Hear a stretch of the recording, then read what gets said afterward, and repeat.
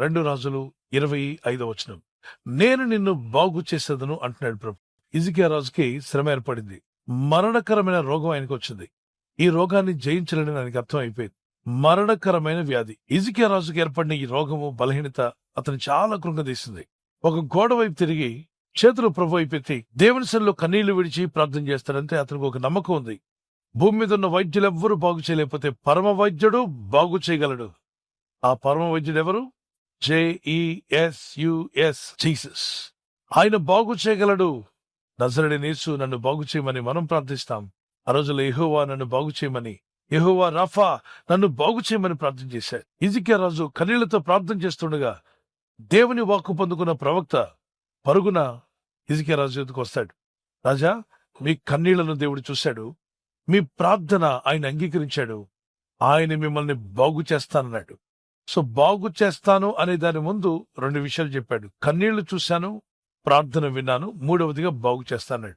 మనమంతా కూడా 3వది మనకు కావాలి. నన్ను బాగు చేయదేవా, నా కుటుంబాన్ని బాగు చేయి, నా ఇంటిని బాగు చేయి, నా పిల్లలను బాగు చేయి, మా ఉద్యోగంలో, వ్యాపారంలో మమ్మల్ని బాగు చేయండి.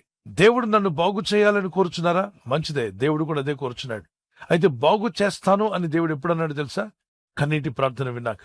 ఒకవేళ కన్నీళ్లతో ప్రార్థించిన అనుభవం లేకపోతే ఈ రోజే ప్రార్థన చేయండి. ప్రభువా, నీకును నాకు మధ్యలో ఉన్న ఈ పాపం గోడలు తీసివేయండి.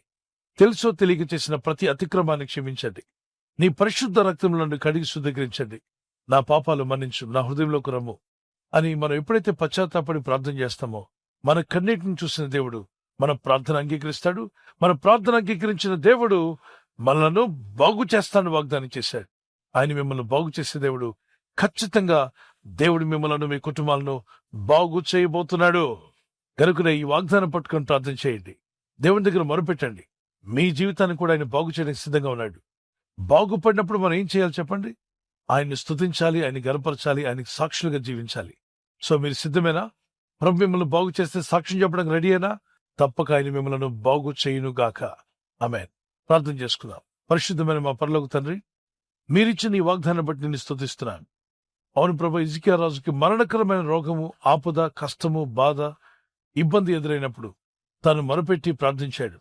మనుషుల యొద్దకు పరిగెత్తలేదు గాని యెహోవాని నిన్ను ఆశ్రయించాడు. గోడ వైపు తిరిగి కన్నీళ్లతో ప్రార్థించాడు.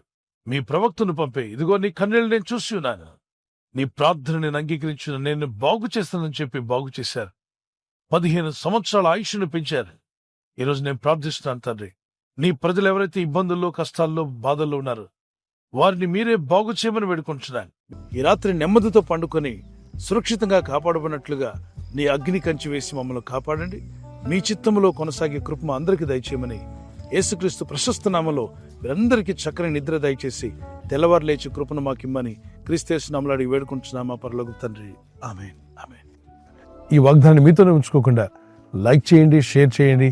అనేకులు ఈ యొక్క ఛానల్ సబ్స్క్రైబ్ చేసుకోమని తెలియపరచండి. సబ్స్క్రైబ్ చేయని వారు కూడా సబ్స్క్రైబ్ చేయండి. Good night. God bless you.